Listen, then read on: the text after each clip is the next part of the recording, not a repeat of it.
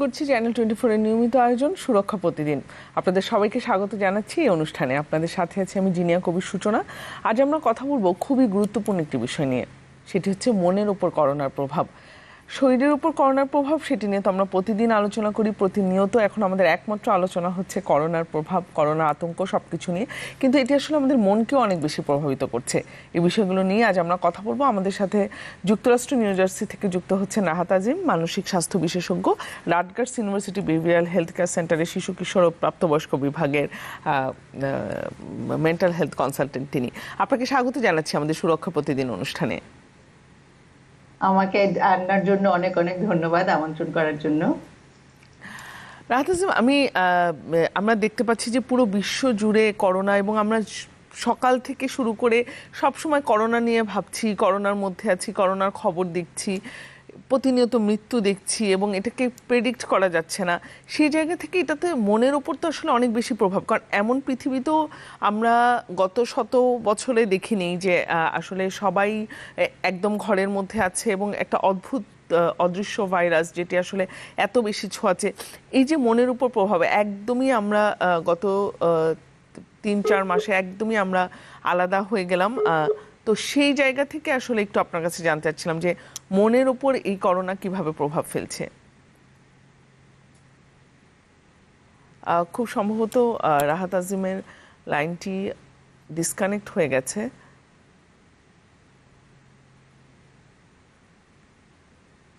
আমরা নিশ্চয়ই আবার তার সাথে যুক্ত হব।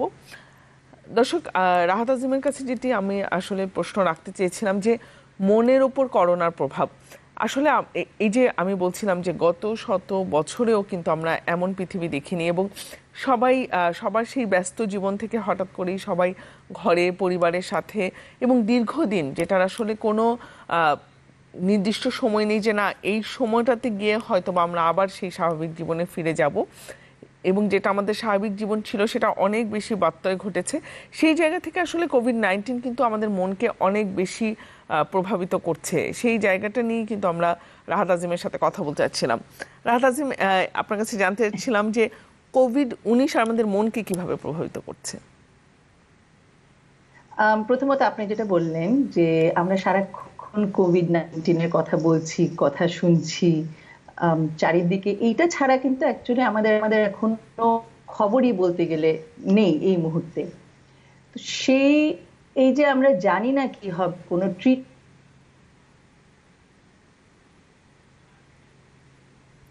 আমার মনে হয় আবারও আমাদের যে সরাসরি যুক্ত হচ্ছি আমরা, সেখানে হয়তো বিচ্ছিন্ন হয়ে গেছে আবারও লাইনটি। নিশ্চয়ই রাহাত আজিম আবারও যোগ দিবেন আমাদের সাথে। তিনি বলছিলেন আমাদেরকে যে কোভিড-19 কিভাবে আমাদের মানসিকভাবে প্রভাবিত করছে, সেটি আমরা আবারও আসলে তার সাথে যুক্ত হয়ে বিষয়টি নিয়ে আমরা জানতে পারবো। এবং নিউ জার্সি আমরা জানি যে আমরা রাহাত আজিম নিউ জার্সি যুক্তরাষ্ট্রতে Rutgers university behavioural health care সেন্টারে আছেন, এবং তিনি মানসিক স্বাস্থ্য নিয়ে কাজ করেন।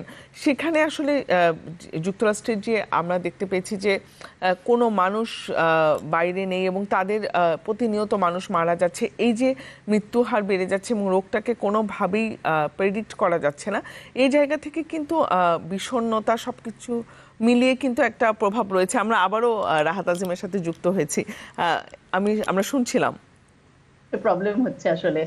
আর আমাদের তো অবভিয়াসলি বুঝতেই পারছেন, যেহেতু সবকিছু এখন বাচ্চারাও রিমোট লার্নিং, সবকিছু ইন্টারনেটের উপর অনেক ডিপেন্ড করতে হচ্ছে, সেজন্য বারবার ডিসকানেক্ট। আমি আপনার কাছে এবং আমাদের দর্শক শ্রোতার কাছে খুবই খুবই দুঃখিত। আমি জানি না এটা কিভাবে, চেষ্টা করছি ঠিক করতে, বাট সম্ভব হবে কিনা জানি না। তো যেটা বলছিলাম, শরীরের উপরে তো প্রভাব ফেলছে, সেটা আমরা দেখতে পাচ্ছি। মনের উপর প্রভাবটা তো দেখতে পাচ্ছি না, যেটা আমরা কখনো দেখতে পাই না, মনের উপর প্রভাবটা। সেটার জন্য আমি আজকে একটা কথা বলতে চাই, সেটা হচ্ছে যেই প্রভাবই ফেলুক না কেন, আমাদের চেষ্টা করতে হবে সবচেয়ে আগে সেটা থেকে একটু দূরে থাকতে। আমাদের চেষ্টা করতে হবে যখনই আমরা খবর দেখছি, নিউজ দেখছি বা নিউজ পেপারে পড়ছি কোভিডের কথা, তখন যেন সেখানে আমরা সেটা থেকে দূরে সরে যাই, সেটা যেন সারাক্ষণই কোভিডের কথা না ভাবতে থাকি। আর এই কোভিডের কারণে আমাদের এখন বিভিন্ন দেখা যাচ্ছে ডিপ্রেশন হচ্ছে, অ্যাংজাইটি হচ্ছে, বিভিন্ন ধরনের স্ট্রেস হচ্ছে। স্ট্রেস হচ্ছে চাপ, মনের উপর চাপ, সেখান থেকে হচ্ছে দুশ্চিন্তা, অ্যাংজাইটি, আর অ্যাংজাইটি থেকে হচ্ছে ডিপ্রেশন, আমাদের বিষণ্ণতা। কারণ মানুষ যখন এমন একটা অবস্থায় আসে যেখানে ওরা বুঝতে পারছে না কি হচ্ছে, আমাদের জীবন কোন দিকে যাচ্ছে, আমরা কি কালকে কি শুনবো নাকি আমার বাচ্চা অসুস্থ। অ্যাকচুয়ালি আমার ছেলে 2 দিন ধরে জ্বর, তা আমি ভীষণ একটা ভয়ের মধ্যে আছি যে কি হবে। এই প্রচন্ড একটা চাপ পড়ছে আমাদের মনের উপর, অজানার ভয়। তারপরে হলেও বা কি আমরা করতে পারি, বাংলাদেশে তো যা শুনছি যা পড়ছি খবরে, যে হসপিটালে যাওয়াটাও একটা সমস্যাজনক ব্যাপার হয়ে দাঁড়াচ্ছে। তো সবকিছু মিলে এটা একটা বিরাট বড় একটা চাপ পড়ছে মনের উপরে। আপনার কাছে জানতে চাচ্ছিলাম যে বড়দের তো এক ধরনের মানসিক বিষণ্ণতা থাকে, আবার শিশু কিশোরদের উপর সেই প্রভাবটা ভিন্ন। এবং আমি বলবো যে 3টা পর্যায়, কিন্তু মানে শিশুদের এক ধরনের, তারা খেলতে পারছে না, কোনো কিছু করতে পারছে না, কিশোরদের এক ধরনের, এবং বড়দের আরেক ধরনের বিষণ্ণতা। সেই জায়গা থেকে আসলে আমরা আবার আসলে সংযোগটি বিচ্ছিন্ন হয়ে গেছে আমাদের থেকে। আমরা নিশ্চয়ই আবারও রাহাত আজিমের সাথে সরাসরি যুক্ত হব। রাহাত আজিম, যেটি বলছিলেন যে আসলে সবসময় আমাদের মধ্যে একটা উদ্বেগ রয়েছে, একটা আতঙ্ক রয়েছে, একটা সংশয় রয়েছে, এবং সেটাও কিন্তু অনেক বেশি মানসিক চাপ।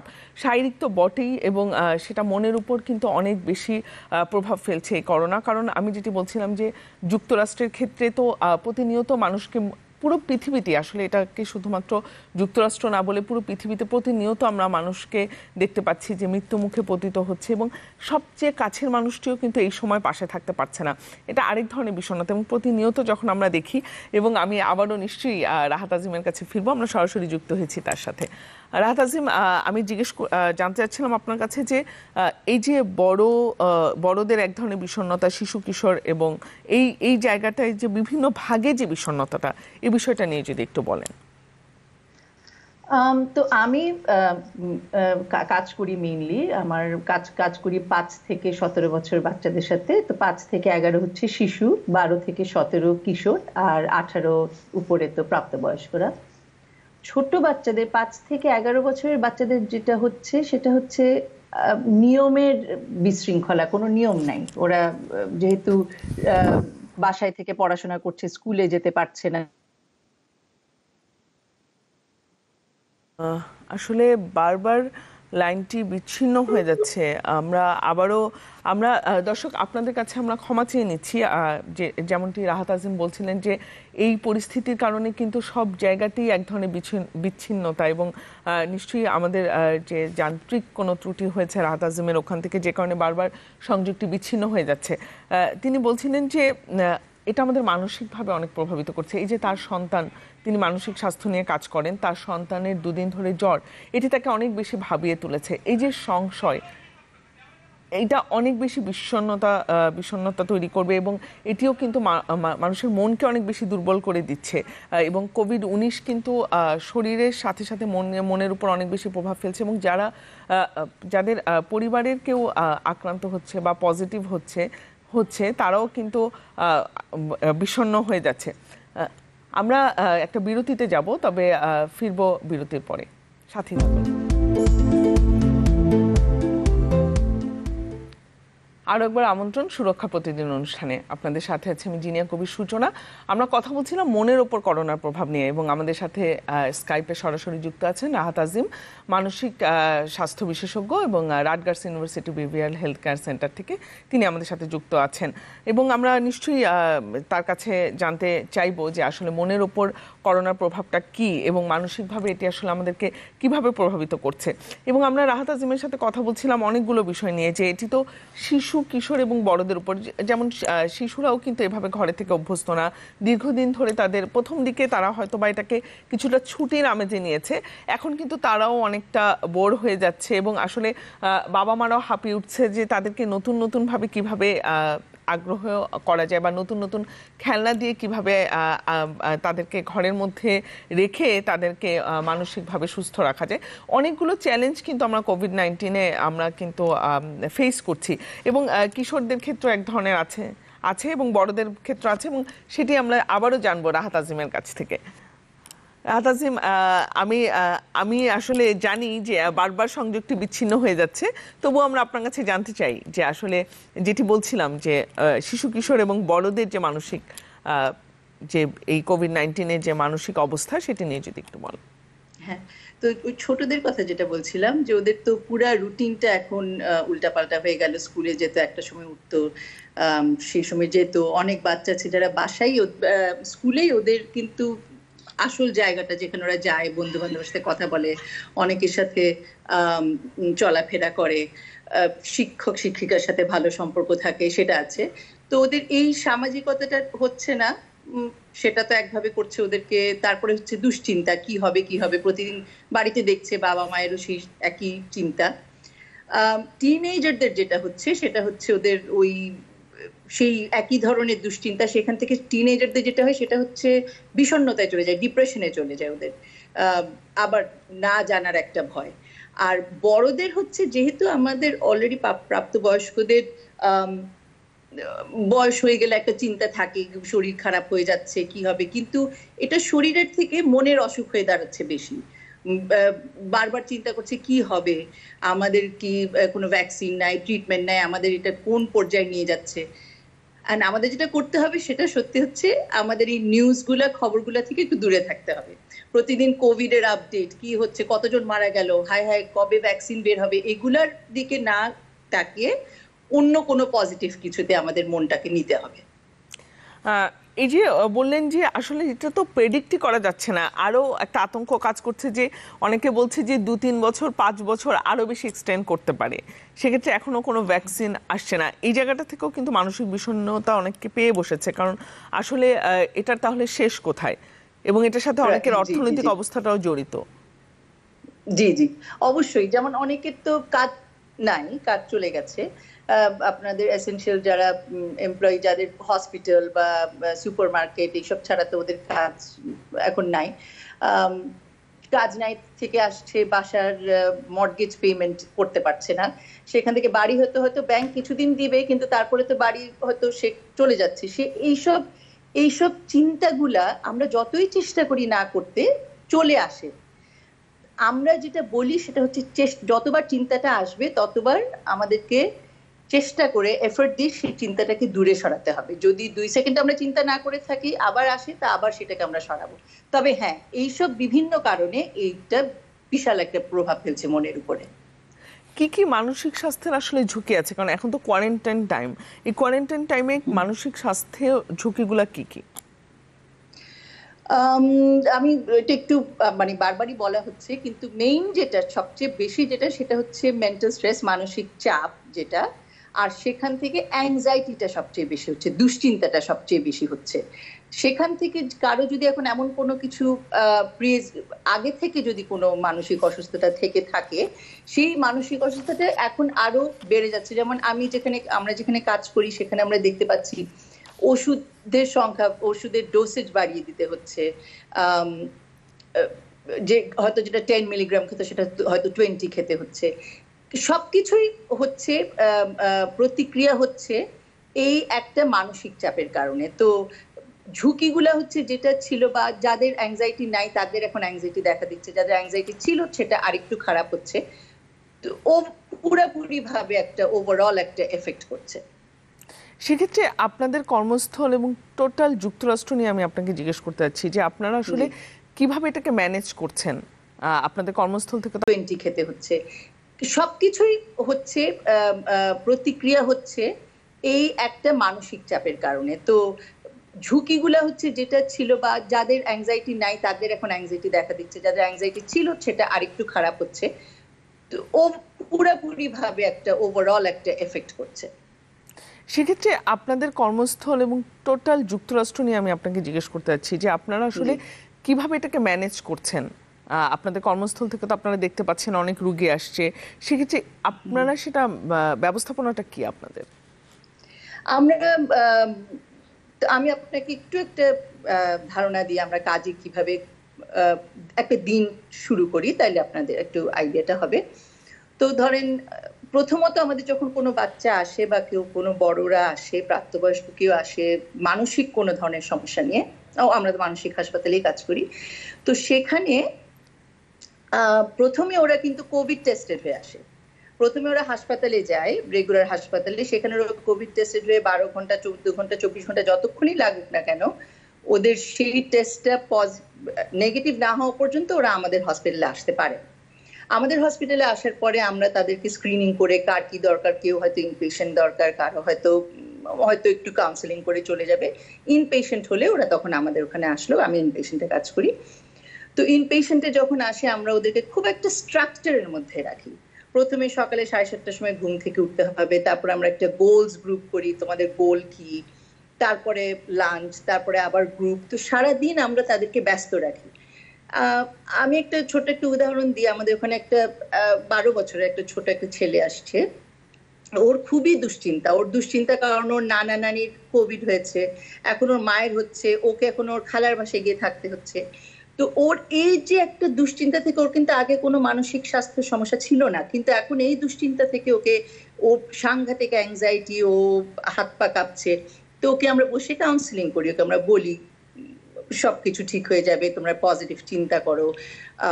তারপরে এখন আমাদের ট্রিটমেন্ট টিম আছে, যেখানে সাইকিয়াট্রিস্ট আছে, নার্স আছে, আমরা মেন্টাল হেলথ স্পেশালিস্ট যারা আছি, সবাই মিলে বসে ওদেরকে আমরা বলি যে দেখো, এটা কিন্তু সবচেয়ে মনে রাখতে হবে, এটা কিন্তু আমাদের মাথায়, এই মানসিক চাপটা হচ্ছে আমাদের মাথায়। শরীরের যেটা সেটা তো আছে, শারীরিক যেটা সেটা আমরা জানি, কিন্তু আমরা আমাদের মাস্টার অফ আওয়ার থটস, আমাদের চিন্তা করতে হবে যে আমরা এই জিনিসটাকে, চিন্তাটা দূর করতে হবে। তো আমরা সেটাই বাচ্চাদেরকে এবং প্রাপ্তবয়স্কদেরকে একইভাবে বলি যে দেখছো আমিও তো আছি, আমারও 4টা ছেলে আছে, আমাদেরও কিন্তু একই রকম ভয়, কিন্তু আমাদেরও এইসব মানিয়ে নিয়ে, এইসব চিন্তা করে প্রতিদিন যেটা ইংরেজিতে বলে take one day at a time, প্রতিদিন একটা দিন হিসেবে নিয়ে আমাদেরকে শুরু থেকে শেষ পর্যন্ত শেষ করে, এই দিনটা শেষ করে আবার আগামী দিনে যাব। কারণ আমরা আসলে জানি না আগামী দিন কি হবে, কেউই জানি না। তো এখন হিয়ার অ্যান্ড নাও, এখন এবং এখানে আমরা মনোযোগ দিব, এখন এবং এখানে আমরা কিভাবে বাঁচবো, কিভাবে থাকবো, সেটাতে আমরা খুব ইম্পর্টেন্স দিই। এখন আমরা কিভাবে বাঁচবো বা বর্তমানে বাঁচা, সেটা তো আছেই। এই যে ভবিষ্যৎ নিয়ে প্রতিনিয়ত দুশ্চিন্তা, এবং আপনি বললেন যে আপনার সন্তানের দুদিনের জ্বর, সেটি আপনাকে ভাবিয়ে তুলছে, আপনি মানসিক স্বাস্থ্য নিয়ে কাজ করেন। তাহলে সেক্ষেত্রে এই যে আপনি যে ছেলেটির কথা বললেন যে সে নিজ বাড়িতেও থাকছে না এবং নিজের মায়ের কাছে থাকা যাচ্ছে না, এগুলো তো আসলে সব আপনাদের জায়গা থেকে একরকম। আমাদের দেশের তাও আপনাদের মধ্যে মানে যেটা আমরা যুক্তরাষ্ট্রের বিষয়ে জানি বা উন্নত দেশগুলোতে, সেটা 18 বছরের পরে তারা এক ধরনের সেলফ ডিপেন্ডেন্সি থাকে, তারা আলাদা হয়ে যায়। কিন্তু বাংলাদেশের সাথে যদি সেটা তুলনা করি, বাংলাদেশে তো আসলে সবাই এক পরিবারে থাকে এবং একই সাথে। এই ডিফারেন্সের জায়গাটা যদি একটু বলেন, যে তারা কি মানসিকভাবে আমাদের চাইতে দৃঢ় কিনা, বা চ্যালেঞ্জটা আমাদের ক্ষেত্রে আরো বেশি কিনা? আমার কাছে মনে হয় বাংলাদেশের চ্যালেঞ্জটা একটু বেশি। আমি আসলে কয়েকদিন আগেই শুনলাম, আমি বাংলাদেশে ফোন করেছিলাম, অবশ্যই আমার ওখানে আত্মীয় স্বজন আছে, যে একজনের এমনই অবস্থা হয়েছে, কারণ সে অনেকের সাথে দেখা সাক্ষাৎ করতো, বাইরে যেত, বাসায় আসতো মানুষজন, তো এমন একটা অবস্থায় পর্যায়ে গেছে যে এখন ওকে অ্যান্টিডিপ্রেসেন্ট খেতে হচ্ছে, যেটাতে কোনো সমস্যা নাই। আমরা ডায়াবেটিসের ওষুধ খাই, কোলেস্টেরলের ওষুধ খাই, ওষুধ খাওয়াই যায়। কিন্তু বাংলাদেশে এটা একটা নেতিবাচক দিক, যেহেতু আপনারা বাংলাদেশে আমরা পট করে বের হতে পারি না। এখানে কিন্তু আমি বাজারে যাচ্ছি, আমার কাজে যারা নাও যাচ্ছে তারা বাজারে যাচ্ছে, আমাদের রাস্তায় হাঁটার সুযোগ আছে। বাংলাদেশে তো সেই সুযোগটাও নাই। তবে আপনাদের বাংলাদেশে বিরাট বড় একটা জিনিস আছে, সেটা হচ্ছে সোশ্যাল সাপোর্ট। সামাজিক যে আপনাদের সাপোর্টটা আছে, সেটা কিন্তু আবার আমাদের এখানে নেই।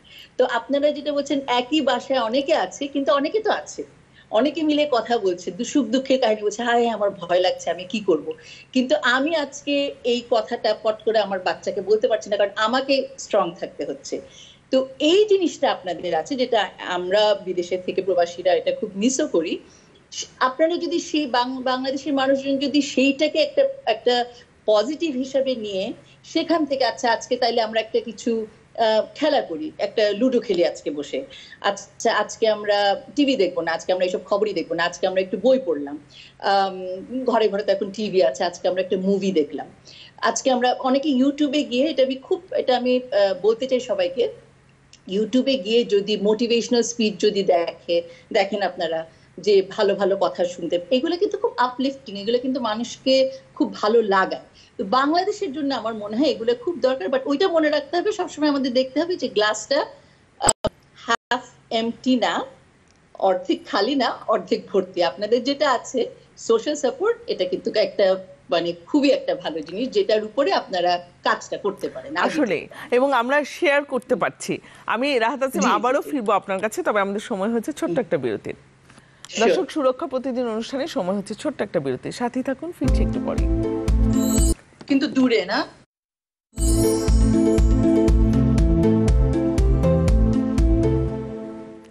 দর্শক, আবারও আমন্ত্রণ সুরক্ষা প্রতিদিন অনুষ্ঠানে। আপনাদের সাথে আছে আমি জিনিয়া কবির সূচনা। আমরা কথা বলছিলাম মনের উপর করোনার প্রভাব নিয়ে, এবং আমাদের সাথে আছেন যুক্তরাষ্ট্র নিউ জার্সি থেকে রাহাত আজিম, মানসিক স্বাস্থ্য বিশেষজ্ঞ। তিনি Rutgers university behavioural health care সেন্টারে আছেন এবং কাজ করেন মানসিক স্বাস্থ্য নিয়ে। আমরা কথা বলছিলাম তার সাথে বিভিন্ন বিষয় নিয়ে। রাহাত আজিম, আমরা কথা বলছিলাম যে আসলে মানসিক স্বাস্থ্যের সাথে যুক্তরাষ্ট্র এবং বাংলাদেশের একটা তুলনা করছিলাম। আপনাকে যদি আমি একদমই জিজ্ঞেস করি যে এই যে আমরা শিশুদের কথা বলছি, কিশোরদের কথা বলছি, বড়দের কথা বলছি, এদের ক্ষেত্রে আসলে মূল কনসার্নটা আমাদের কি হবে? এই কোয়ারেন্টাইন টাইমে অনেক জায়গা লকডাউন, একদমই ঘর থেকে বের হওয়া যাচ্ছে না। আপনি কিছু ইনডোর গেমের কথা বলছিলেন, আমরা বাংলাদেশে দেখতে পাচ্ছি অনেকে সামাজিক যোগাযোগ মাধ্যমে রান্না করে ছবি দিচ্ছে।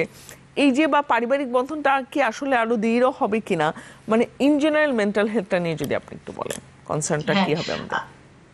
আচ্ছা, পারিবারিক পারিবারিক বন্ধনটা কিন্তু আমার কাছে মনে হয় সত্যি এটার কারণে দৃঢ় হবে, আমার সেটা মনে হচ্ছে।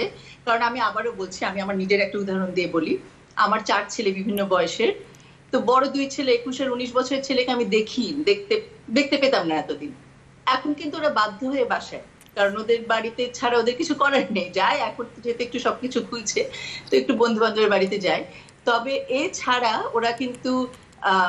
ওরা কিন্তু বাসাতেই আছে। তো সেই জন্য ওদের সাথে আমরা অনেক কথা বলছি, সময় কাটাচ্ছি। বাংলাদেশে যেটা ওরা করতে পারে, আপনারা করতে পারেন, সেটা হচ্ছে অভিভাবকদের সাথে বাচ্চাদের খোলামেলা হওয়া এবং কমিউনিকেশনটা ওপেন রাখা, উন্মুক্ত রাখা খুবই দরকার। তো বাংলাদেশে এই সময়টা কিন্তু বাবা মা বাচ্চাদের সাথে নিতে পারে, তারা কিন্তু কথা বলতে পারে, বন্ধুদের সম্পর্কে কথা বলতে পারে, ওদের কি ইন্টারেস্ট এগুলো নিয়ে কথা বলতে পারে। তবে আমার কাছে মনে হয় যে এটা খুবই ভালো সময় যদি আমরা ওইভাবে চিন্তা করি। যেমন আমি বলছিলাম, আমার 21 বছরের ছেলে গতকাল আমার সাথে বসে অনেকক্ষণ কথা বললো, আমার মনে হয় না তোমার সাথে এতদিন এত কথা বলেছি। কারণ ওর তো কিছু করার নেই এখন কিছু বাড়িতে। তো বাংলাদেশে সবাই তো ব্যস্ত এখন হয়ে গেছে না, সবাই চাকরিজীবী হোক বা যেটা নিয়েই হোক, এইটাতে একটু সুযোগ করে যদি, এবং এবং এটাতে যেটা হবে সেটা হচ্ছে মানসিক যে চাপটা সেটা তো কমবেই, এবং ফ্যামিলির বন্ধনটা, পারিবারিক বন্ধনটা দৃঢ় হবে, মানসিক চাপ কমবে, এবং বাবা মা দেখবে যে ওরা অনেক কিছু জানতে পারছে বাচ্চাদের থেকে, যেটা হয়তো আগে জানতে পারেনি। তো এইসব দিকে হয়তো আমরা যদি চিন্তা করি যে না ঠিক আছে এখন বাসায় আছি, কিন্তু একটু পজিটিভ দিকগুলো নিয়ে চিন্তা করি। আপনি যে পারিবারিক বন্ধনের কথা বললেন, ওখান থেকে আসবো যে পরিবার থেকেই যে আসলে মানসিকভাবে আমি বিষণ্ণ, এটা হয়তো আগে চোখে পড়েনি, এখন চোখে পড়ছে, বা এই সময়টাই আসলে করোনা নিয়ে আমরা অনেক বেশি উদ্বিগ্ন। এই যে মানসিকভাবে অসুস্থ হয়ে পড়ছি আমি, সেটা হয়তো যুক্তরাষ্ট্রের যেটা কালচার, সেটাতে হয়তো বা পরিবার সেটা নোটিস করছে, কিন্তু বাংলাদেশে তো আসলে সেটা অনেক, আমরা আসলে মনের অসুখটা নিয়ে সেভাবে করে এখনো ওভাবে করে ভাবি না। এই জায়গাটা নিয়ে একটু আপনার কাছে জানতে চাইবো। আচ্ছা, তো আমাদের বাংলাদেশে যেটা সবচেয়ে বেশি সেটা হচ্ছে মানসিক স্বাস্থ্য একটা স্টিগমা রয়ে গেছে না, মানসিক স্বাস্থ্যের সাথে, মানসিক মেন্টাল ইলনেসের সাথে, মানসিক রোগের সাথে।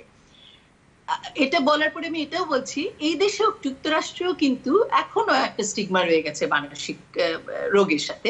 অবশ্যই বাংলাদেশে সেটা বেশি হবে, যে কারণে আমরা এখানে দেখি যে আমাদের কালচারের মানুষজনের মধ্যে এটা বেশি, এই স্টিগমাটা। তো বাংলাদেশে যেহেতু এই স্টিগমাটা বেশি, আমাদের সবাইকে এটার সম্পর্কে জানাতে হবে, বলতে হবে। আচ্ছা, আমার যদি আজকে ডায়াবেটিস, সুগার যদি হাই হয়, আমি কি ওষুধ খাই না? খাই। আমার যদি কোলেস্টেরল হাই হয়, আমি কি ওষুধ খাই না? আমি খাই। আমার খুব পরিচিত একজন আছে যে কিনা অনেক ওষুধ খায় এবং অনেক ভাইটামিন খায়, কিন্তু মানসিক রোগের ওষুধটা, আমি কি পাগল? না, আমরা পাগল না।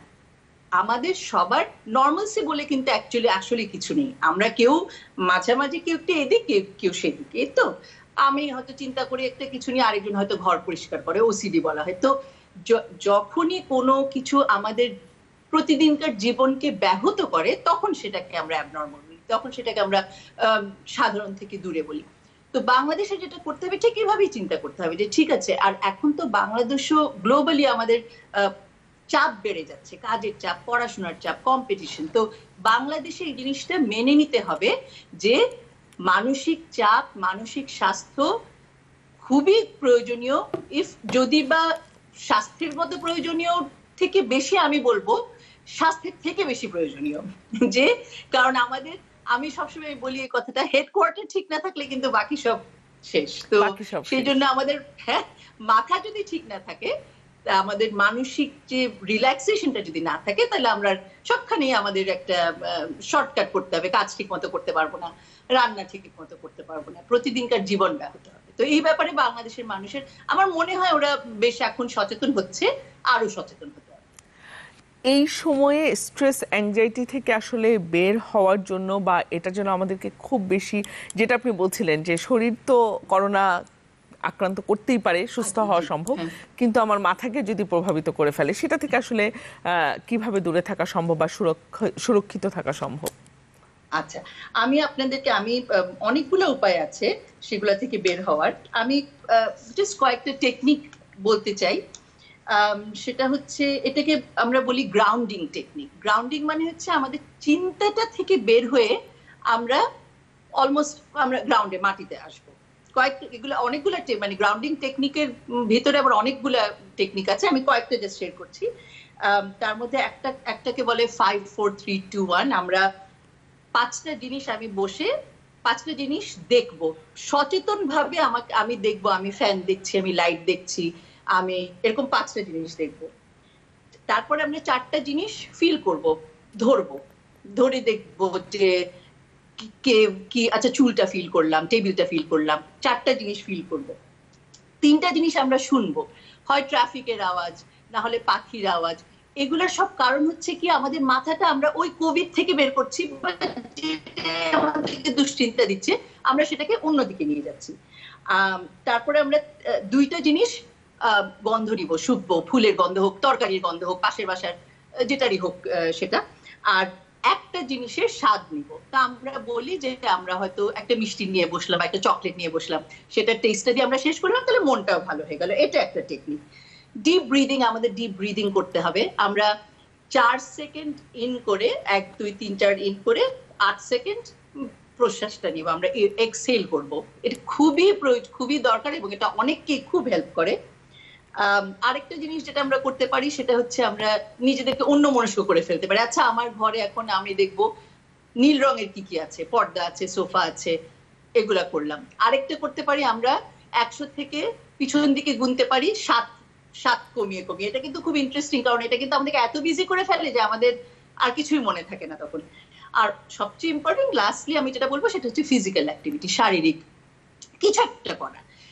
আপনার যদি একটু ঘরে হাঁটলেন, বা একটু মিউজিক ছেড়ে একটু এক্সারসাইজ করলেন, বা একটু সিঁড়ি দিয়ে ওঠানামা করলেন, যেটাই হয় একটা ফিজিক্যাল অ্যাক্টিভিটি, এইগুলা করার মাধ্যমে আমরা কি করছি, আমরা মাথাটাকে গ্রাউন্ডে এনে এইখানে আমরা হিয়ার এন্ড নাও, এখন এবং এখানে আমরা এই মুহূর্তের সাথে আমরা ইন টাচ হচ্ছি। এটাই হচ্ছে সবচেয়ে আমরা সবাই যদি চেষ্টা করি, জানেন এটা কিন্তু খুব খুব ইন্টারেস্টিং। আমি এটা করেছি, আমার পেশেন্টদের সাথে করেছি, বাচ্চাদের সাথে করেছি, আমি করি। তো সবাই মিলে যদি এটা চেষ্টা করি, এটা আমার মনে হয় কোনো না কোনো ভাবে উপকারে আসবে। রাজা, আমরা একদম শেষ সময় চলে এসেছি এবং আমাদের হাতে সময় খুব অল্প।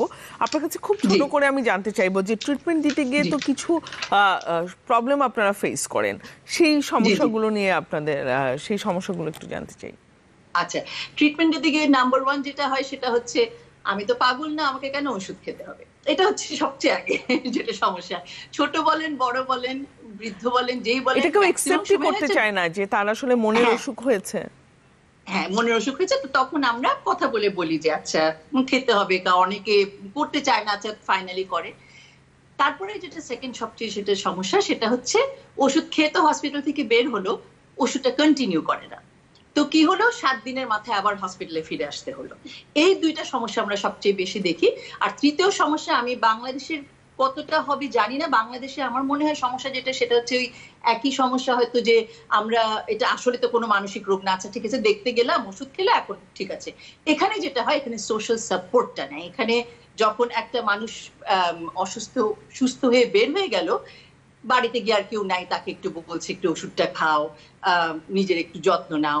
তো এইসব, সেই জন্য আমি সময় কম, একটা কথা বারবার বলতে চাই যে আমরা আমাদের আমাদের চালক, আমরা আমাদের নিজেদেরকে, I am the master of my fate, I am the captain of my soul. আমি যদি আমাকে ঠিক যত্ন না নিই, আমার মাথা থেকে যদি আমি চিন্তা বের না করি, পৃথিবীর কোনো ডাক্তার, কোনো থেরাপি, কোনো ওষুধ সেটা আমাকে নিজেকেই আসলে নিজের বিষণ্ণতা কাটিয়ে উঠতে হবে, এবং আমি নিজেই সবচেয়ে বেশি নিজের শক্তি হতে পারি। অনেক ধন্যবাদ রাহাত আজিম আমাদের অনুষ্ঠানে যোগ দেওয়ার জন্য, আপনার ব্যস্ত সময় থেকে। ধন্যবাদ আপনাকে। আপনাদেরকে অনেক ধন্যবাদ আমাকে আমন্ত্রণ দেওয়ার জন্য। আমি খুবই দুঃখিত আমার ইন্টারনেটের সমস্যা হওয়ার জন্য, প্লিজ আমাকে ক্ষমা করুন। নিশ্চয়ই। দর্শক, আমরা কথা বলছিলাম মনের উপর করোনার প্রভাব নিয়ে, এবং আপনারা নিশ্চয়ই আমাদের সাথে থেকে এতক্ষণ শুনেছেন একজন মানসিক স্বাস্থ্য বিশেষজ্ঞ রাহাত আজিম বললেন যে এই বিষয়গুলো থেকে কিভাবে বের হয়ে আসতে হবে। এতক্ষণ সাথে থাকার জন্য আপনাদের সবাইকে ধন্যবাদ।